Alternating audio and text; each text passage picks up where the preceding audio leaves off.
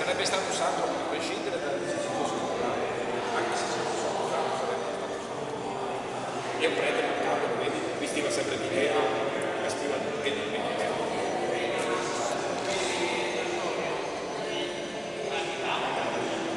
Abitavate vicino.